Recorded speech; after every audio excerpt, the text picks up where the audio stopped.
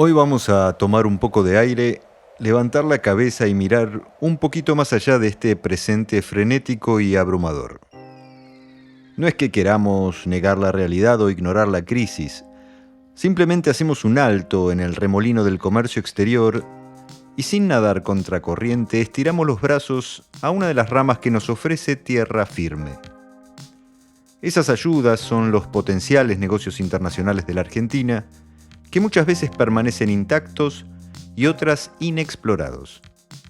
Además del agro, la economía azul que emerge de los océanos, del petróleo y gas no convencional, de la exploración offshore y de los minerales donde el litio es la gran estrella, existe otro poderoso vector que por su intangibilidad cuesta identificar.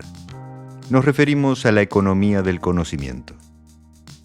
La inteligencia humana, su experiencia, talento y creatividad conforman ese bloque económico de los servicios que, comercializados en el exterior, generan la suficiente cantidad de exportaciones como para ubicarse en el podio de los máximos generadores de divisas detrás del agro y la industria automotriz.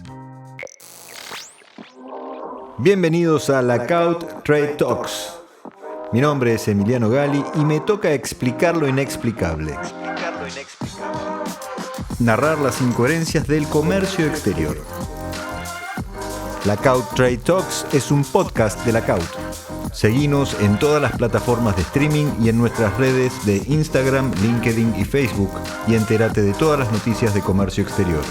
También puedes encontrarnos en nuestra web, lackout.com.ar. Esta es la agenda de temas de hoy. Novedades cambiarias y aduaneras. Los importadores plantearon sus desafíos para la nueva gestión. Guiño de la justicia por las CIRAs. Mejora el tipo de cambio exportador. Y 2023, un año negro para las ventas argentinas.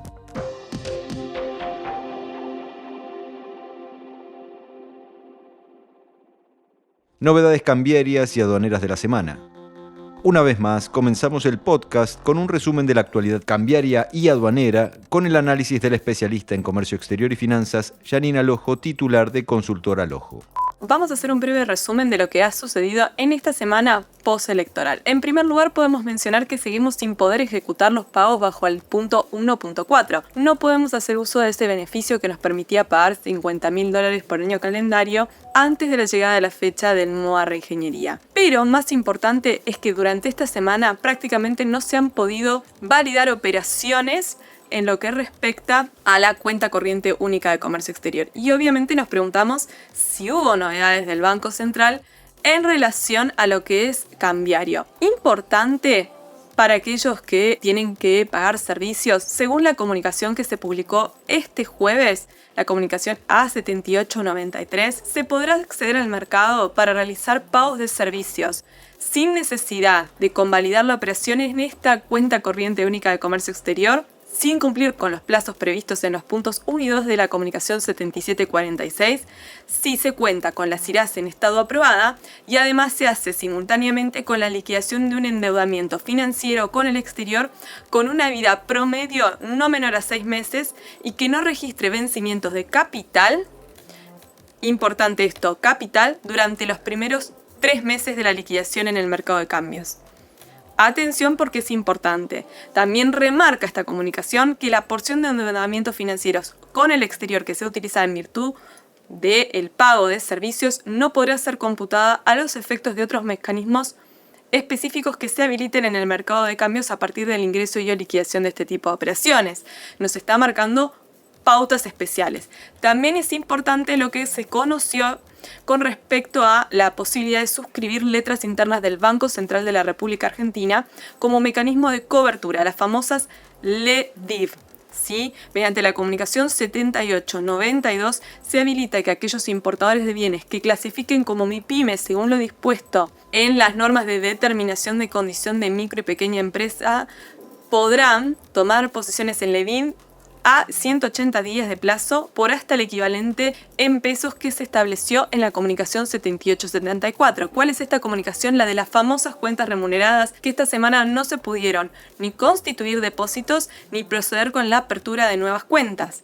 en qué condiciones se podrá hacer en forma alternativa y por hasta el remanente del importe susceptible a ser acreditado en la cuenta que habilita esta comunicación. Son dos cuestiones importantes que no tenemos que dejar pasar. También tenemos el tema del programa Incremento Exportador, que a partir de esta semana va a ser hasta el 10 de diciembre y cambió el porcentaje, ya no es más 70-30, sino que es 50% a través del mercado único y libre de cambio y 50% a través del mercado financiero. Las LEDIV, que eran una de las alternativas que tenían los exportadores para colocar sus pesos después de haber hecho la liquidación, ya no está más disponible y tampoco pueden recurrir a las cuentas remuneradas especiales desde que se publicó el decreto esta semana. Siguiente noticia, la CAUT. Los importadores plantearon sus desafíos para la nueva gestión. La Cámara de Importadores de la República Argentina es quizás la entidad que más roce político tuvo en los últimos años con el gobierno saliente, porque debido a la falta sistemática de dólares en las reservas, el negocio importador fue la variable de ajuste con un sistema complejo de permisos y restricciones. Fernando Fursi, gerente general de la Cámara, reconoce que este esquema no fue un invento de este gobierno, sino que se trata de un mecanismo de control que cumplió ya 12 años y que sufrió diferentes mutaciones. Ahora, con el cambio de signo político, los importadores esperan una flexibilización del sistema. Pero primero hay que sincerar el punto de partida. Así lo explica Fursi. El diagnóstico creo que es claro y lo venimos teniendo desde hace ya mucho tiempo. Las restricciones al comercio han generado tiempos imposibles de prever y costos muy altos que tenemos que afrontar desde la carga, ya sea la carga de importación terminada, la carga para las importaciones productivas. Lo que quiero decir es, todos esos tiempos, todos esos costos se han trasladado a precio y no han contribuido en absoluto en algo que sea positivo para el desarrollo del comercio exterior, ¿no? Pero ese diagnóstico creo que todos tenemos sobre la mesa. Lo que va a ser importante es empezar a trabajar desde el sector privado y con el sector público en las ideas y las propuestas que a todos nos resulte lo más confortable posible los efectos de empezar a salir de las restricciones, del stock de deuda existente y empezar un camino de normalización de las importaciones que necesita la Argentina para continuar el comercio y la producción, ¿no? El desarmado del esquema actual presenta múltiples desafíos y prioridades. Hay diferentes niveles de urgencias, algunas que necesitan atención inmediata y otras que quizás pueden esperar un día más. Definir el futuro de la deuda, del stock de deuda comercial por importaciones es clave, no solamente para darle un horizonte de trabajo al empresario argentino que hoy está endeudado con el exterior en dólares y que necesita tomar decisiones sobre ese stock de deuda que tiene, sino que además necesitamos recomponer las relaciones con los proveedores del exterior, porque se vienen meses difíciles de reacomodamiento, pero los primeros pasos, las primeras señales es como que va a tender a generar las expectativas necesarias, para empezar a renegociar términos y condiciones con los proveedores, llevar información con certidumbre, con previsibilidad y de alguna manera ya entre los privados empezar a buscar nuevos acuerdos para ir cumplimentando con todo ese stock de deuda hasta parada. Eso creo que es crítico. Y después en el segundo plano, y no menor, las restricciones cambiarias también son un foco a resolver. Hay una maraña de normativa cambiaria que es imposible de interpretar y que necesita un emprolijamiento y un desarme de manera muy, muy importante. Y lo mismo sucede con las restricciones en general al comercio. O sea, hay una maraña de normativas que muchas de ellas se contraponen unas con otras en jerarquía y en contenido. Hay que hacer un reordenamiento con un estudio minucioso de todos los procesos de comercio exterior, con el único objetivo de simplificar el comercio sin perder el control, pero convirtiendo al comercio exterior en algo con costos realmente competitivos, que repercuta en un mejor consumo para los argentinos y en un mejor abastecimiento de los insumos y las materias primas que el país necesita para producir a un menor costo y poder exportar más. El stock de deuda comercial por importaciones que generó el sistema CIRA es de 25.000 millones de dólares a partir del estiramiento de los plazos y los reperfilamientos de las fechas de pago. Este volumen se suma al stock tradicional operativo que mantiene la Argentina de manera regular y que ronda los 20.000 millones de dólares. Esta es la urgencia que también tiene un costado conceptual y el nuevo gobierno deberá demostrar cómo entiende el comercio exterior. Se trata de brindar señales. Tenés para trabajar cuestiones vinculadas a la CIRA, cuestiones vinculadas a todo el marco regulatorio general del comercio exterior, que ahí, como te contaba, tenés infinidad de normativas que se chocan de narices entre sí en sus jerarquías, en sus necesidades. Hay mucho para trabajar ahí, hay mucho para trabajar en facilitación del comercio como concepto. Hay todo un camino a desarrollar, tanto en el ámbito de comercio como en el ámbito aduanero, como en el ámbito de la ventanilla única de comercio exterior y como en el ámbito de los terceros organismos. Hay todo un camino de facilitación, despapelización, informatización que puede ir desarrollándose a lo largo del tiempo y podría enormemente traer beneficios para todo el comercio exterior. Disminución de costo, previsibilidad, simplificación. Creo que es un buen espacio para empezar a trabajar. Siguiente noticia, la CAUT. Guiño de la justicia por las CIRAs. Luego de mucho tiempo, la justicia falló en favor de una empresa que no lograba importar por la imposibilidad de obtener la autorización de numerosas CIRA pedidas y desestimó la defensa presentada tanto por el Banco Central como por la FIP y la Secretaría de Comercio. La cautelar fue otorgada por el Juzgado 12 en lo contencioso administrativo a cargo de la jueza Macarena Marra Jiménez en favor de la empresa importadora Pandora Jewelry Argentina S.r.l., tras el rechazo sistemático de al menos 21 CIRA presentadas. El fallo en primera instancia ordenó suspender los efectos de la Resolución General Conjunta 5271 y que tanto la Secretaría de Comercio como la FIP y la aduana se abstengan de requerir la presentación de las declaraciones CIRA y permitan la oficialización de los despachos de importación, su tramitación, liberación a plaza y comercialización de la mercadería de las 21 CIRA por un plazo de 6 meses o bien hasta que se dicte sentencia definitiva. El contexto del fallo recibió respuestas dispares en el sector. Por un lado, algunos ven un signo de los tiempos y la posibilidad de la reversión de la actitud judicial del último tiempo. Otros lamentan confirmar la connivencia judicial que existió con el Poder Ejecutivo, que quedó en evidencia en el timing del fallo. De hecho, la demanda comenzó a mediados de año y el fallo se comunicó pasadas las elecciones. En tanto, otros lo relativizan.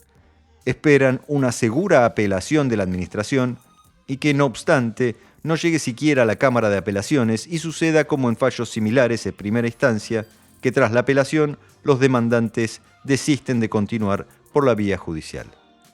El consultor en Derecho Aduanero y de Comercio Internacional, Juan Sluman, advirtió que el pronunciamiento del juzgado refuerza la invalidez de las vías de hecho de la Administración durante el trámite CIRA para denegar la autorización de tales licencias por no brindar las explicaciones necesarias al efecto.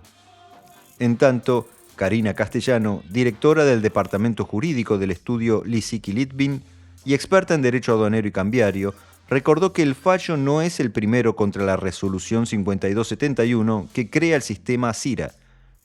El fallo justamente refiere a que frente al estado observada de las CIRA presentadas por el importador, la tardanza y la falta de información sobre las observaciones resultaron irrazonables.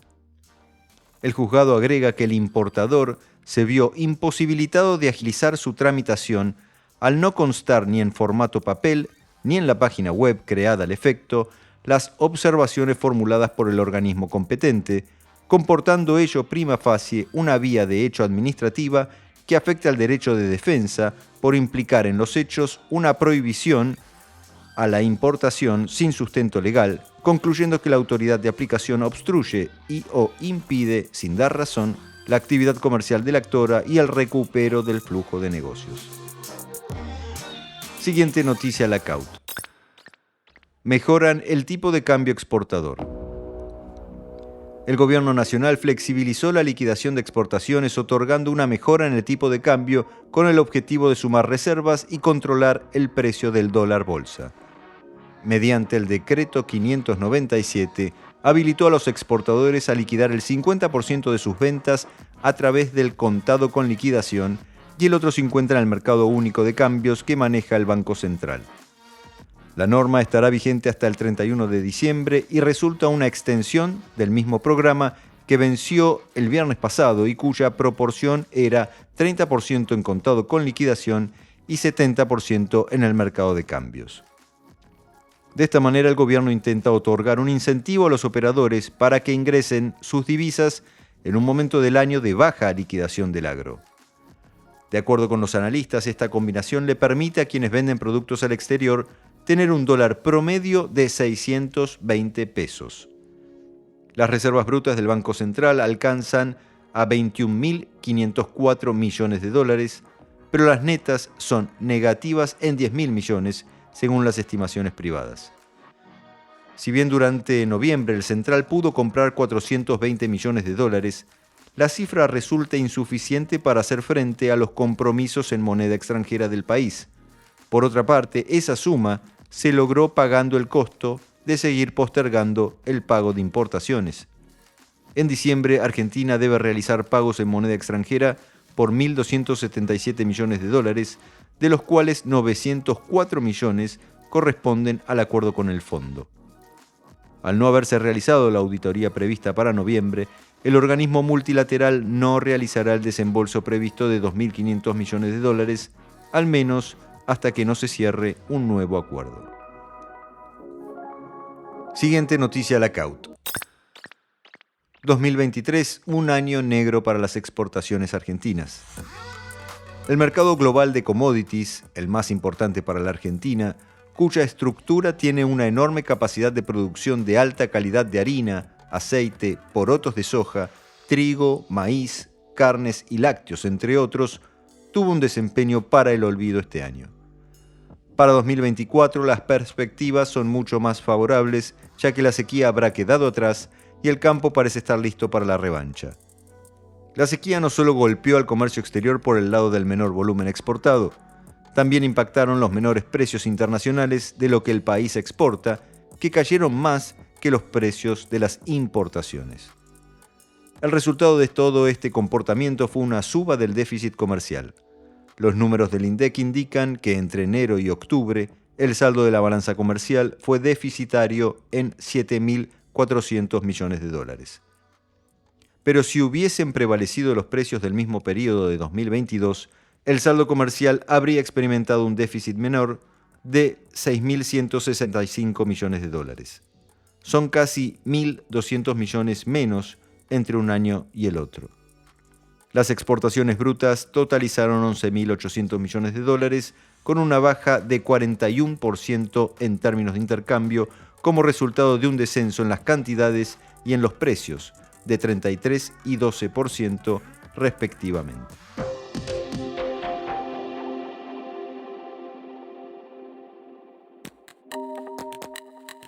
Vamos con el tema de la semana. La economía del conocimiento no es una ventana a un mundo de oportunidades. Es un verdadero portal a una dimensión desconocida. Es cierto que la situación económica deprimió los salarios reales de los profesionales argentinos que comercializan sus ideas y capital intelectual en el exterior. Pero es un error grosero fundamentar en este punto los 8.000 millones de dólares que exportó la economía del conocimiento en el último año. Hay una razón subjetiva, pero igualmente fáctica. La creatividad, el talento y una resiliencia casi genética son marcas registradas de los profesionales argentinos en el mundo.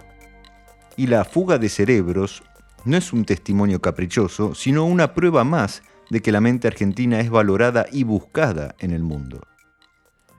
Dice Marcelo Elizondo, el máximo referente en negocios internacionales de la Argentina, en su artículo La pendiente preparación para la nueva economía del conocimiento, que el capital intelectual conforma en sí mismo toda una nueva economía y que tiene una serie de características muy particulares. Por ejemplo, es sostenidamente internacional.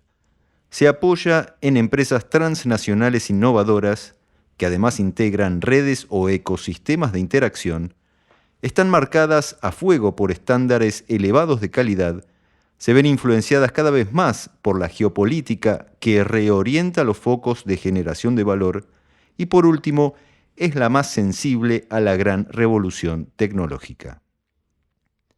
Dice Elizondo que el mundo transita una cuarta revolución donde la economía está reconociendo que el valor está cada vez más en los intangibles, con una particularidad. El saber aplicado a la producción no reconoce ningún tipo de límite ni sector económico.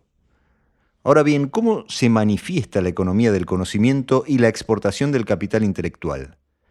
En una primera instancia, en la facturación de horas de trabajo y en la venta de diseños y proyectos de todo tipo que cada profesión tenga para ofrecer.